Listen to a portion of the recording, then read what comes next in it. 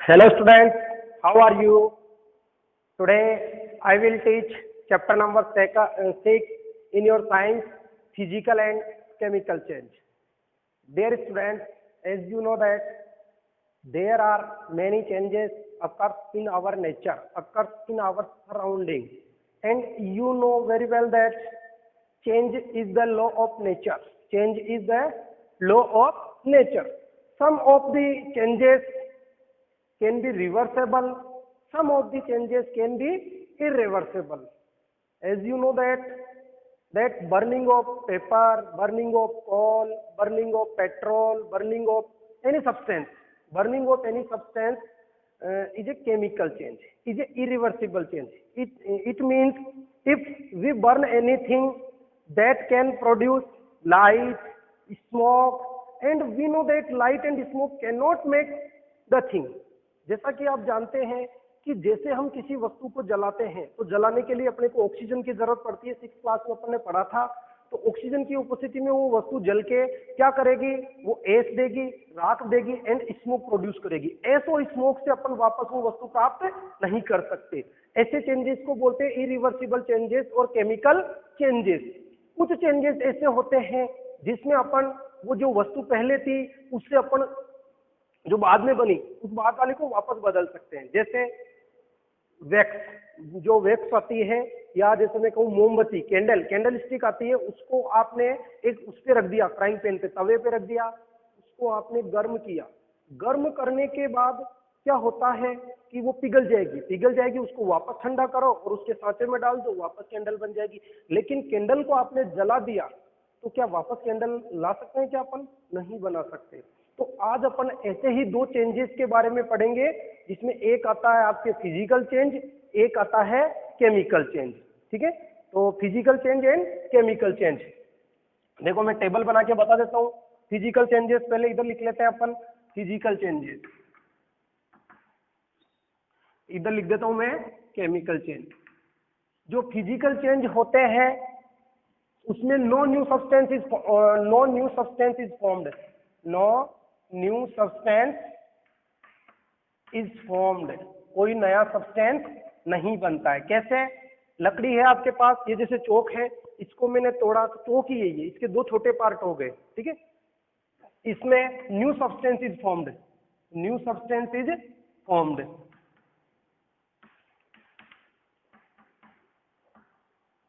कैसे? जैसे मेरे पास ये डस्टर है, मैं इसको जलाऊंगा तो इसकी राख बन जाएगी, एस बन जाएगी और उसकी स्मोक प्रोड्यूस हो जाएगी। ठीक है, change in only physical properties, change in only physical properties, physical properties में ही चेंज होगा। इसमें क्या होगा? Change in both physical and chemical properties, अब आप कहोगे सर ये कैसे? जैसे ये चौक की फिजिकल प्रॉपर्टी की बात करूं मैं, ये चौक मेरे पास से था, ये पहले बड़ी चौक थी, मैंने तोड़ा, दो हो गई। तो फिजिकल प्रॉपर्टीज का मतलब होता है उसकी साइज, शेप, कलर और उसकी स्टेट। जैसे बर्फ है, बर्फ को अपन पिघलाएंगे तो क्या बर्फ को गर्म करेंगे तो किसमें चेंज हो जाएगी? वाटर के अंदर। आइस वाटर के अंदर चेंज हो गया। वाटर को अपन हीट करेंगे तो वो वाटर वेपर्स के अंदर, वाटर वेपर्स को वापस कंडेंस करेंगे तो वाटर में, और वाटर को वापस कंडेंस करेंगे तो आइस में बन जाएगा। ठीक है, तो वो केवल कौन सी चेंज हुई? Physical properties. लेकिन अपन ने कागज को जलाया, है ना, कागज को जलाया तो कागज की जो शेप साइज थी, जलने के बाद एस बन गई और स्मोक हो गई, तो उसकी फिजिकल प्रॉपर्टीज में भी चेंज हुआ और उसकी केमिकल प्रॉपर्टीज में भी चेंज हुआ। या अपन कहें कि जैसे डाइजेशन ऑफ फूड का जो डाइजेशन अपन खाना खाते हैं वो कैसा होता है, उसके डाइजेशन के बाद उसकी क्या हालत हो जाती है, तो वो भी कैसा चेंज है? Chemical change. तो change in only physical properties. जैसे आइस है तो आइस सॉलिड फॉर्म में है, उसको हीट करेंगे तो वो वाटर के अंदर लिक्विड फॉर्म में चेंज हो जाएगी, तो उसकी केवल क्या चेंज हुई? Physical properties. लेकिन यहाँ पर कौन सी चेंज हो रही है? फिजिकल भी हो रही है और साथ में कौन सी प्रॉपर्टीज भी हो रही है? केमिकल। देखो फिजिकल प्रॉपर्टीज वापस बता रहा हूं, जैसे किसी का colour, state, size, shape, melting point, boiling point, ये फिजिकल प्रॉपर्टीज होती है। केमिकल प्रॉपर्टीज होती है कि वो कैसे रिएक्ट करते हैं। जैसे एप्पल को आपने काट के थोड़ी देर के लिए छोड़ दिया, तो जो एप्पल का जो व्हाइट कलर का जो पोर्शन था अंदर वाला वो ब्राउनिश ब्लैकिश कलर का हो जाएगा, इट मीन्स एप्पल का ऑक्सीडेशन हो गया। इसी प्रकार लोहे की, अभी रेनी सीजन चल रही है, बरसात का टाइम है, लोहे का कोई आर्टिकल, आयरन का आर्टिकल, उसको आपने बाहर छोड़ दिया, उसके रस्टिंग लग गई, तो वो कैसा चेंज है? Chemical change. तो उसमें केमिकल प्रॉपर्टीज में चेंज हो जाता है। इसमें no new substance is formed, इसमें new substance is formed, change in only physical properties, change in both physical and chemical properties. Third, ये जो चेंज होते हैं ये रिवर्सेबल चेंजेस, रिवर्सिबल चेंजेस होते हैं। रिवर्सेबल का मतलब जैसे गाड़ी को आप आगे गियर में ले, बैक गियर में भी ले सकते हैं। और ये जो चेंजेस होते हैं ये होते हैं इरिवर्सेबल, या इसको अपन में ऐसे भी कह सकता हूँ नॉन रिवर्सेबल, है ना, नॉट रिवर्सेबल, मतलब इनको वापस नहीं बदल सकते। जैसे बेस्ट एग्जांपल, लकड़ी को जलाया, जलने के बाद उसकी एश और स्मोक से वापस लकड़ी नहीं बना सकते, लेकिन लकड़ी को, वुड को अपन ने काटा, काटने के बाद वापस उसको जोड़ सकते हैं, है ना। तो ऐसे जो चेंजेस होते हैं वो केमिकल चेंजेस। तो इससे अगर केमिकल चेंजेस के एग्जांपल में लिखूं, ढेर सारे एग्जांपल है, ढेर सारे। बर्निंग ऑफ सब्सटेंस, अब मैं अलग अलग नहीं लिखूंगा, burning of paper, burning of candle, मैंने यहाँ लिख दिया बर्निंग ऑफ सब्सटेंसेज या मटेरियल, कोई भी मटेरियल हो वो जो है केमिकल चेंज है। Second, digestion of food, food का डाइजेशन ऑफ फूड, आपको टेस्ट में भी दिया था मैंने। थर्ड में आपके इसमें और खूब सारे एग्जांपल है, मैं कह रहा हूँ बहुत सारे एग्जांपल है। डाइजेशन ऑफ फूड हो गया, रस्टिंग ऑफ आयरन, लोहे पर जंग लगना, है ना, रस्टिंग ऑफ आयरन, और भी खूब सारे हैं। इसमें है मेल्टिंग ऑफ आइस, बर्फ का पिघलना, मेल्टिंग ऑफ आइस, बर्फ का पिघलना, है ना, और मेल्टिंग ऑफ वैक्स, मोम का पिघलना, है ना। ऐसे जो हो जिनको वापस बदल सकते हैं वो फिजिकल चेंज, और जिनको नहीं बदल सकते वो केमिकल चेंज। नेक्स्ट अपने ध्यान रखना, a change in which no new substance is formed is called physical change, a change in which new substance is formed chemical change. A change in only physical properties, physical properties में change होता है, जबकि इसमें बहुत physical and chemical properties में change होता है। ये रिवर्सेबल चेंज होते हैं फिजिकल चेंजेस, और ये कैसे चेंज होते हैं? Irreversible changes. तो रिवर्सेबल चेंजेस और इरिवर्सेबल चेंजेस आपने 6th क्लास में पढ़ा था, reversed can not be reversed, 6th class में 6th चैप्टर, और वो का वही चैप्टर 7th में आ गया, है ना। 6th में जो 6th चैप्टर पढ़ा था वो का वही चैप्टर 7th में आ गया। अब अपने इसमें अलग से लेते हैं केमिकल चेंज, है ना। फिजिकल चेंज का अपना इतना हो गया कंप्लीट है ये। केमिकल चेंज, इसकी जो डेफिनेशन दे रखी है फिजिकल चेंज की, a change in which only physical properties are change, physical properties केवल चेंज होती है, तो इसे चेंज को अपन क्या बोलते हैं? फिजिकल चेंज बोलते हैं। अब अपन बोलते हैं केमिकल चेंज। अब आप कब कहोगे कि केमिकल चेंज हो रहा? तो कोई भी केमिकल चेंज होता है तो उसमें 4-5 चीजें आपको ध्यान रखना है। कैसे? जैसे आप मार्केट से क्विक लाइम लाए, उसको पानी के अंदर डिजोल्व किया, डिजोल्व करते ही उसमें बुलबुले निकलने लग जाते हैं, वो गर्म हो जाता है, तो आप पहला लिख सकते हो heat is evolved, heat is evolved. हो सकता है उससे वो गर्म बाहर निकल रही हो, ऊर्जा एनर्जी बाहर निकल रही हो, हीट अपन ने चैप्टर में पढ़ा था। गैस इज इवोल्ड, कोई गैस निकल रही हो, जैसे आगे अपन पढ़ेंगे कि एसिड की मेटल से रिएक्ट कराएंगे, मेटल्स की एसिड के साथ रिएक्ट कराएंगे तो हाइड्रोजन गैस निकलेगी, गैस इज इवोल्ड। ये हीट में भी इवोल्ड, मैं शब्द कर देता हूं, हो सकता है, में भी इवोल्ड, गैस में भी इवोल्ड,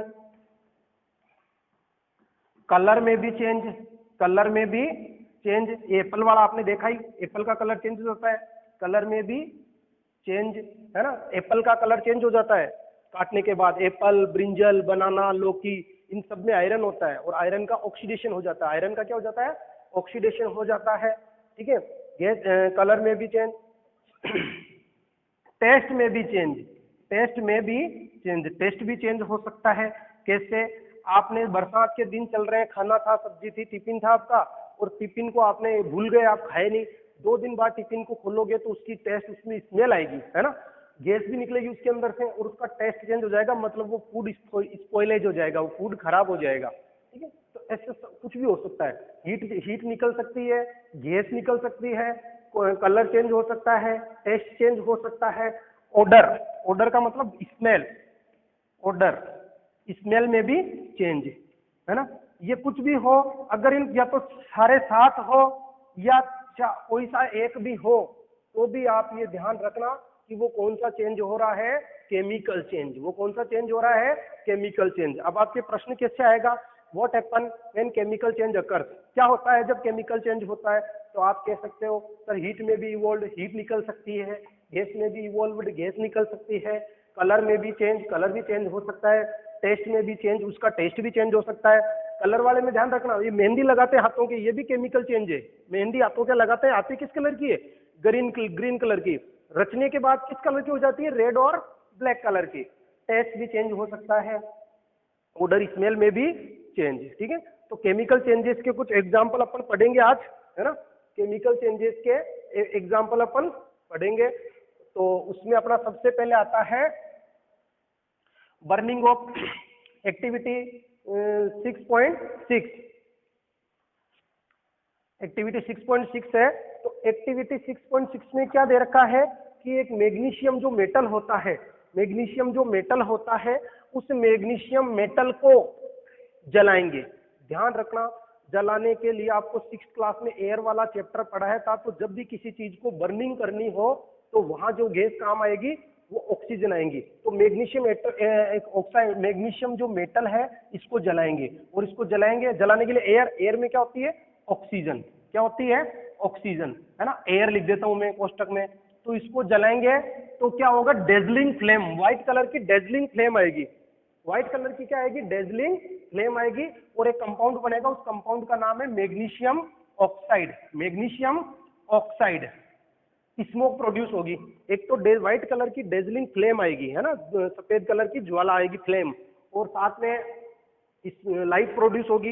इस वापस सुनो, जो मैग्नीशियम का जो मेटल है इसको सबसे पहले सैंड पेपर से साफ करेंगे, फिर इसको एयर के अंदर जलाएंगे। या तो कोई कैंडल जल रही होती है, उस कैंडल के ऊपर इसको ले जाएंगे। आपके डायग्राम देखना, तो ले जाएंगे तो व्हाइट कलर की डेजलिंग फ्लेम होती है और इसकी एस बन जाती है, राख, एस बन जाती है। अब क्या करेंगे? इस एस को वाटर के अंदर डिसोल्व करेंगे। आपको मैंने बताया था सॉल्यूशन बनाना। सॉल्यूशन जब भी बनाना हो किसी चीज का तो उसको वाटर के अंदर डिसोल्व करते हैं। इसको वाटर के अंदर डिसोल्व करके इसका लिटमस टेस्ट करेंगे। कौन सा टेस्ट करेंगे? Litmus test. ये घर पे भी कर सकते हो। आपको मैग्नीशियम का जो वायर है वो स्टेशनरी की दुकान पे मिल सकता है, और जब स्कूल ओपन होंगे तब आपको लैब में प्रैक्टिकल करवाएंगे। तो इसको एयर में जलाने से मैग्नीशियम ऑक्साइड बना के इसका सॉल्यूशन बनाओ वाटर में, इसको डिसोल्व करके, और फिर उसका लिटमस टेस्ट करो। जब इसका लिटमस टेस्ट करते हैं तो ब्लू लिटमस पेपर डालते हैं तो वो ब्लू ही रहता है, इट मीन्स ये एसिड नहीं है। लेकिन रेड लिटमस पेपर डालते हैं तो ये ब्लू हो जाता है। मतलब जो रेड है वो किसमें चेंज हो जाता है? ब्लू में। ठीक है, इट मीन्स ये क्या है? इट मीन्स ये बेसिक नेचर का है। इसकी नेचर कैसी है? बेस है। कैसी नेचर है? बेस। एसिड बेस सोल्ट अपन 5वें चैप्टर के अंदर पढ़ चुके। ठीक है, अपने नेक्स्ट एक्टिविटी आती है, ये पहला चेंज, केमिकल चेंज के अंदर पहला एग्जांपल है कि मैग्नीशियम मेटल को एयर के अंदर जलाना। ठीक है, पहली एक्टिविटी। सेकंड जो एक्टिविटी है वो देखना क्या होती है, केमिकल चेंज के अंदर पढ़ रहे हैं, फर्स्ट पढ़ ली। सेकंड एक्टिविटी में क्या करना है? एक बीकर लेना है जो अपने स्कूल में आपसे करवाएंगे। उस बीकर के अंदर कॉपर सल्फेट का सॉल्यूशन लेंगे। कॉपर सल्फेट, इसको बोलते हैं ब्लू विट्रियोल। क्या बोलते हैं? Blue vitriol. Vitriol, blue vitriol मतलब ये नीले कलर का होता है। किस कलर का होता है? नीले कलर का। अब इसके अंदर क्या करेंगे? अपन एक लोहे की कील डालेंगे। किसकी कील डालेंगे? आयरन नेल, हिंदी में बोलते हैं आयरन नेल। आयरन नेल डाला। ध्यान रखना, आप अच्छी तरह से जानते हो कि एक तो तांबा कॉपर और एक लोहा आयरन, कौन ज्यादा रिएक्टिव होता है? आयरन। क्योंकि आप तांबे के बर्तन को रख दो, लोहे के बर्तन को रख दो, जंग सबसे पहले कौन पकड़ेगा? आयरन। जो सबसे पहले जंग पकड़ता है इट मीन्स वो बहुत रिएक्टिव है। तो यहाँ क्या होगा? थोड़ी देर बाद ये रिएक्शन होगी और ये ब्लू कलर से किसमें चेंज हो जाएगा? ग्रीन कलर में। ये जो सॉल्यूशन है ये अभी ब्लू कलर है सॉल्यूशन का। कैसा कलर है? ब्लू। और थोड़ी देर बाद इसका चेंज कैसा हो जाएगा? ग्रीन कलर का। तो मैंने कहा ना कलर में भी चेंज, कलर भी चेंज हो सकता है। तो ग्रीन कलर का सब्सटेंस यहाँ चेंज हो गया, मतलब पहले ब्लू था अब क्या हो गया? ग्रीन। तो देखो ये क्यों हुआ? ये कॉपर सल्फेट सॉल्यूशन था जिसमें कॉपर मेटल थी। कौन सी थी? कॉपर। इसमें अपन ने आयरन की नेल डाली, आयरन नेल। आयरन का सिंबल Fe से लिखेंगे अपन, ध्यान रखना 8th 9th में अपने आएगा। आयरन का सिंबल Fe से लिखेंगे। आयरन नेल डाली तो थोड़ी देर बाद क्या हुआ? ये ब्लू कलर का था और इसका कलर कैसा चेंज हो गया? Green colour. कैसा चेंज हो गया? Green colour. इट मीन्स जो आयरन था वो कॉपर से मोर रिएक्टिव था और उसने कॉपर को कॉपर सल्फेट के सॉल्यूशन से डिस्प्लेस कर दिया। ये कॉपर, तांबा बोलते हैं इसको, ये आयरन। ये सिंबल ध्यान रखना, आपके बड़ी क्लासों में आएंगे। नेक्स्ट जो एक्टिविटी है, इसमें कलर चेंज हो गया। नेक्स्ट एक एक्टिविटी है एसिड बेस वाले चैप्टर में जो एक्टिविटी थी वो एक्टिविटी है 7th क्लास की, यूट्यूब पे क्लास चल रही है, ठीक है। नेक्स्ट जो एक्टिविटी है वो है आपकी जो सिक्स में आपने एसिड बेस पढ़ा, तो एक एसिड आता है विनेगर। थर्ड एक्टिविटी विनेगर है ना, मार्केट में मिलता, अचार वगैरह में इनमें काम आता, सॉस वगैरह में। एसिटिक एसिड, विनेगर में एसिटिक एसिड, विनेगर के अंदर एसिटिक एसिड होता है।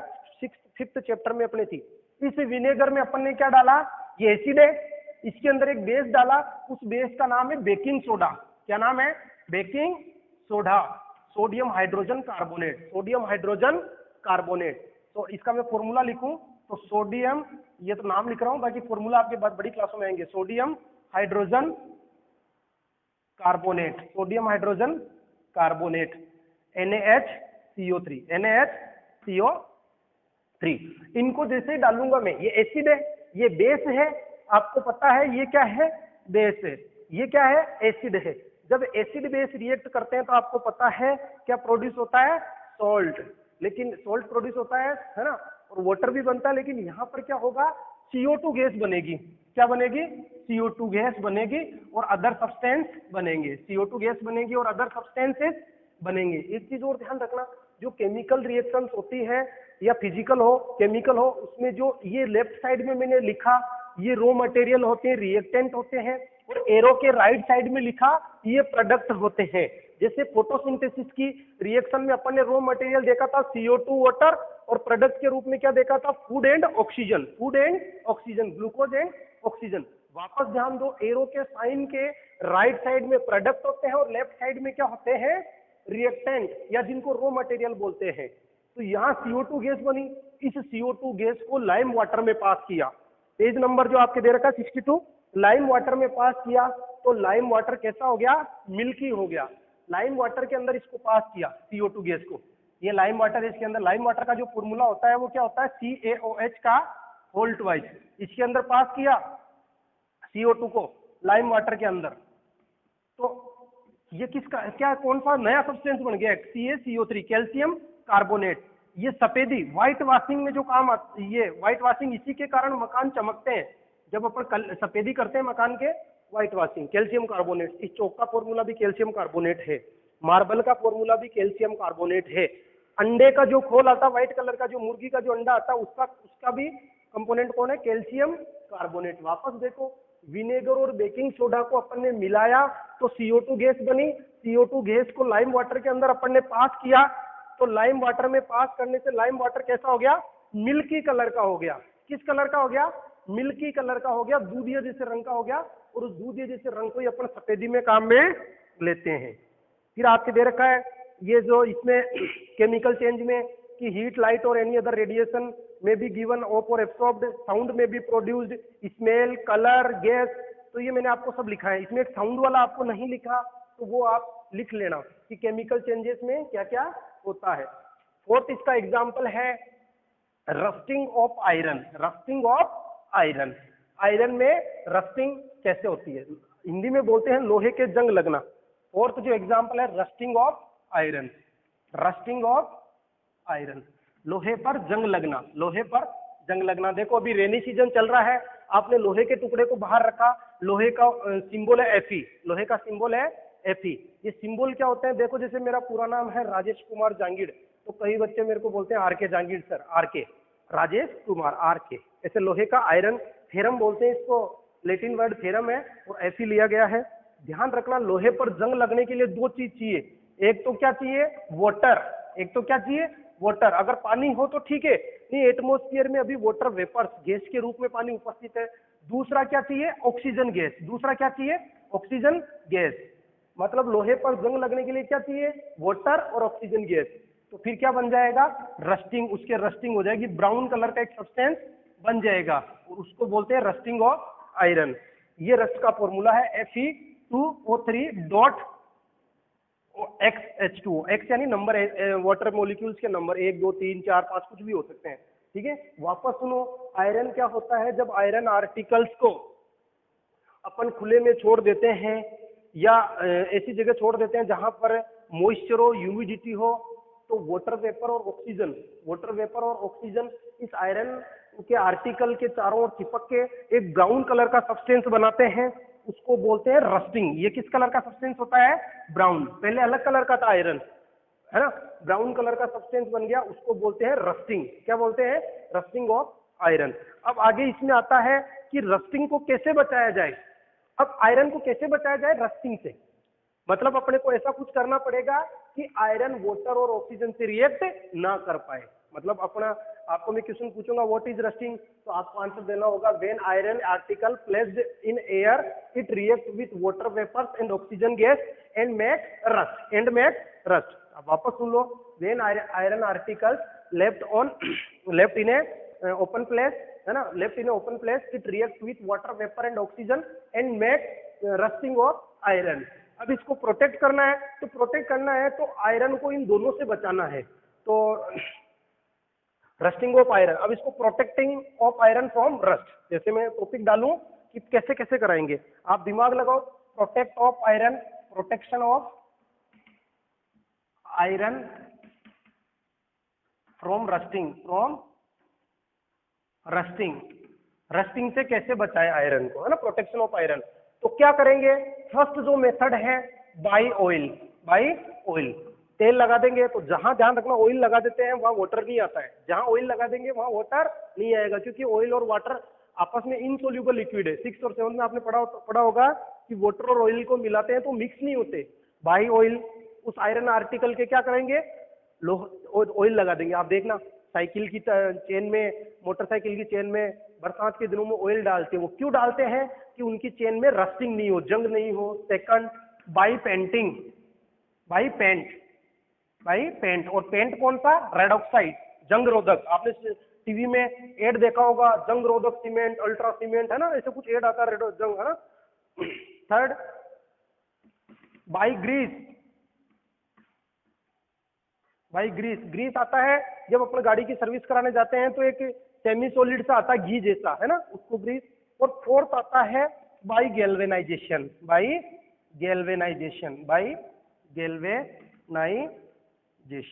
ये गैल्वेनाइजेशन क्या होता है, इसके बारे में मैं आपको पढ़ाता हूँ। तो आयरन को रस्टिंग से बचाने के लिए आप उस पर ऑयल लगा सकते हो, उसको पेंट कर सकते हो, करते ना अपन, तो क्यों करते हैं, क्योंकि आज अपने ज्यादातर जो चीजें बनी हुई है वो आयरन की बनी हुई है, चाहे अपने घरों के गेट हो, चाहे पुल हो, ओवरब्रिज हो, है ना, चाहे आपकी बेंचे हो, वो सब आयरन की बनी हुई है। तो इन 4 चीजों से उस आयरन के आर्टिकल्स को अपन बचा सकते हैं, है ना। और जरूरी है क्योंकि हर साल बहुत ज्यादा नुकसान होता है।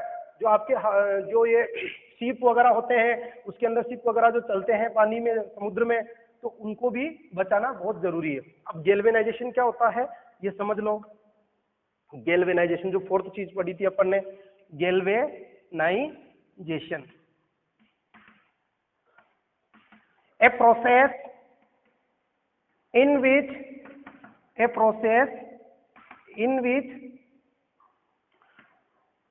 coating of zinc layer on iron article, iron से बनी हुई वस्तु, iron article by electricity, a process in which coating of zinc layer on iron article by means electricity एक प्रोसेस है। जब आप पढ़ेंगे तो उसमें क्या होता है कि आयरन का आर्टिकल लिया जाता है और उसका एक सॉल्यूशन लिया जाता है, सल्फ्यूरिक एसिड, और उसके अंदर क्या डाला जाता है, इलेक्ट्रिसिटी पास की जाती है और साथ में जिंक रखा जाता है। तो उस आयरन के आर्टिकल के चारों ओर जिंक की प्रोटेक्टिव लेयर चढ़ जाती है। ए process in which coating of zinc layer on iron article. Zinc क्या करता है, आयरन से ज्यादा रिएक्टिव होता है, तो क्या करेगा, जो भी वाटर वगैरह, ऑक्सीजन वगैरह आएगा तो उसमें वो जिंक ही लड़ता रहेगा, आयरन तक बात ही नहीं पहुंचेगी। इसको बोलते हैं गैल्वेनाइजेशन। देखो आपकी बुक में जो लिख रखा है वो the process of depositing a layer of iron, ये बाई इलेक्ट्रिसिटी नहीं लिखा हुआ है, तो, बुक वाला लिख लो भले, the process of depositing a layer of iron, by electricity, है ना, इसको बोलते हैं गैल्वेनाइजेशन। इसको बोलते हैं गैल्वेनाइजेशन। देखो आपकी बुक में जो लिख रखा है वो the process of depositing a layer of iron, by electricity नहीं लिखा हुआ है, तो, बुक वाला लिख लो भले, the process of depositing A the process of depositing a layer of zinc on iron, a layer of zinc on iron is called galvanization, तो ये गैल्वेनाइजेशन क्या प्रोसेस है? ये आयरन को रस्टिंग से बचाने के लिए। इसी प्रकार आप देखते हो कि अपने घर पे जो स्टेनलेस स्टील के जो बर्तन होते हैं उन पे जंग नहीं लगती है। अपने घर पे जो बर्तन होते हैं, आयरन के आर्टिकल्स होते हैं, तो उनके तो रस्टिंग आसानी से लग जाती है। तो इससे बचाने के लिए क्या किया? कि एक मिक्स मेटल बनाए गए। मिक्स मेटल वो होते हैं जिसमें 2 या 2 से अधिक मेटल मिलाए जाते हैं, जैसे ब्रास जिसमें कॉपर और जिंक होता है ना, ब्रोंज कॉपर और टिन होता है। ऐसे ही स्टेनलेस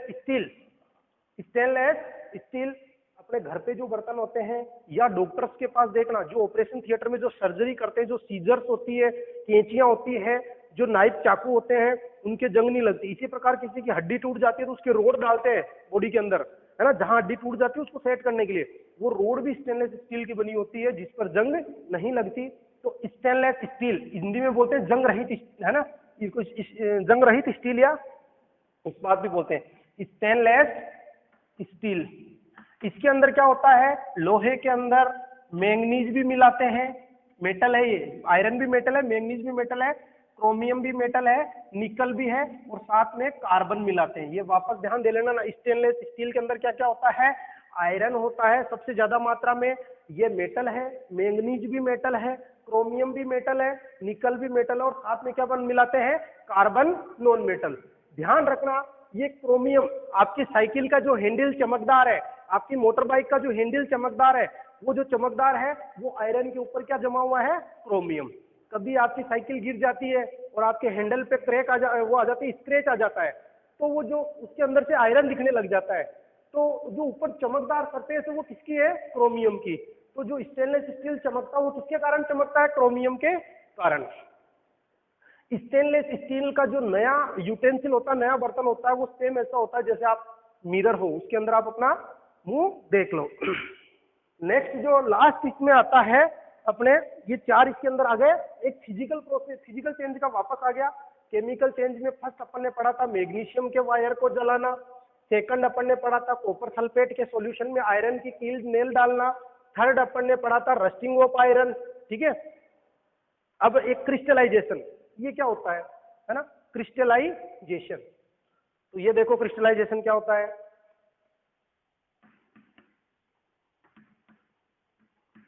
जैसे आपने 6th चैप्टर में पढ़ा, 6th क्लास में पढ़ा था कि समुद्र से सैलाइन वाटर से सी से जो सोल्ट ऑब्टेन करते हैं वो इवेपोरेशन मेथड के द्वारा करते हैं। वापस ध्यान रखना, समुद्र से जो नमक निकाला जाता है सी और ओशन से या सोल्टी लेक से, वो निकाला जाता है, वो इवेपोरेशन मेथड से निकाला जाता है। कैसे निकाला जाता है? समुद्र का खारा पानी, या जैसे मेरी सांबर झील, मैं रहने वाला सांबर लेक का हूँ जयपुर में, तो वहां पर नमक का प्रोडक्शन होता है। राजस्थान में सबसे ज्यादा सोल्ट प्रोडक्शन वहीं से होता है, जो नमक बनता है।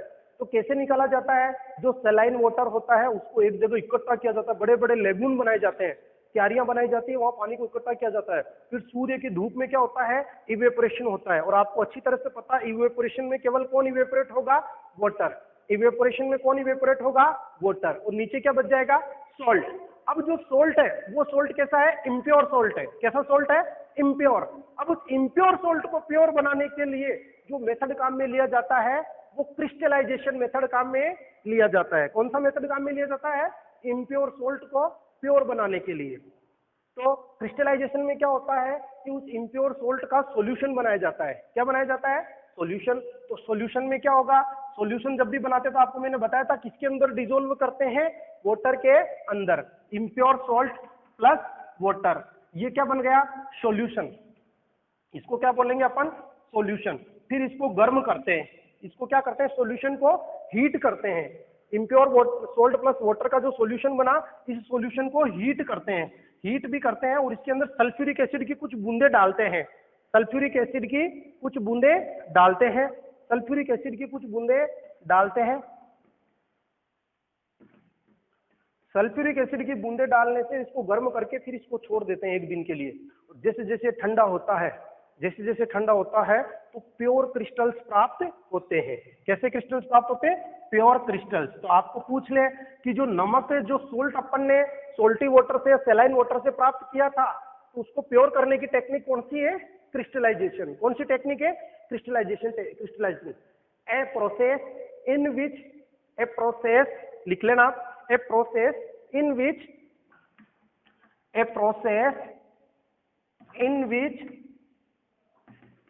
impure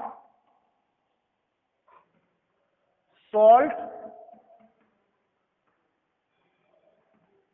convert into pure substance या सोल्ट, कुछ भी कर दो आप, है ना।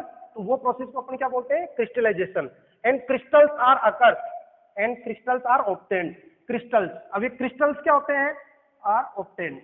क्रिस्टल्स क्या होते हैं बेटा? आप देखो शुगर को देखना घर पे, है ना, ऑब्टेन्ड। शुगर चीनी को देखना तो उसमें शुगर में जो दाने होते हैं वो एक जैसे ही होते हैं, वो उसके क्रिस्टल्स होते हैं। ऐसे यूरिया को देखो, यूरिया के दाने एक जैसे होते हैं, वो क्रिस्टल्स होते हैं। ऐसे सोल्ट जो खाने वाला नमक है ना, NaCl सोडियम क्लोराइड, तो उसके जो दाने होते हैं वो भी एक जैसे ही होते हैं।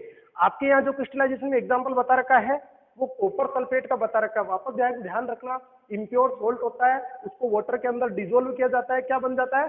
सॉल्यूशन। सॉल्यूशन को हीट किया जाता है, हीट करने के बाद उसको जम के हिलाते हैं और फिर उसको अनडिस्टर्ब्ड 1 दिन के लिए या 2-3 घंटे के लिए उसको छोड़ देंगे। तो जैसे जैसे वो ठंडा होगा प्योर क्रिस्टल्स बन जाएंगे। कैसे क्रिस्टल्स बन जाएंगे? प्योर क्रिस्टल्स बन जाएंगे। और इस मेथड को बोलते हैं अपन क्रिस्टलाइजेशन। इसमें आपके एग्जाम्पल दे रखा है कॉपर सल्फेट का। किसका दे रखा है? कॉपर सल्फेट का। कॉपर सल्फेट अपने लेबोरेटरी में है और आपको स्टेशनरी की दुकान पे भी मिल जाता है। ये कई बीमारियों में काम भी आता है, फुंसी वगैरह हो जाती है उस पर लगाने के काम में भी आता है, पर बिना डॉक्टर की सलाह के नहीं लगाना। ये आपके क्रिस्टलाइजेशन कंप्लीट है, इसमें कॉपर सल्फेट का है, तो आप देख लेना। क्वेश्चन आंसर में देख लो, classify the changes involve process of physical और केमिकल चेंज। तो फोटोसिंथेसिस केमिकल चेंज है, dissolving sugar in water physical. Water के अंदर शुगर डाली, है ना, वो घुल गई, पता नहीं चला, लेकिन गर्म करो वापस वाटर इवेपोरेट हो जाएगा, क्या बच जाएगी? शुगर। तो ये कैसा चेंज है? फिजिकल। पहले शुगर किस फॉर्म में थी?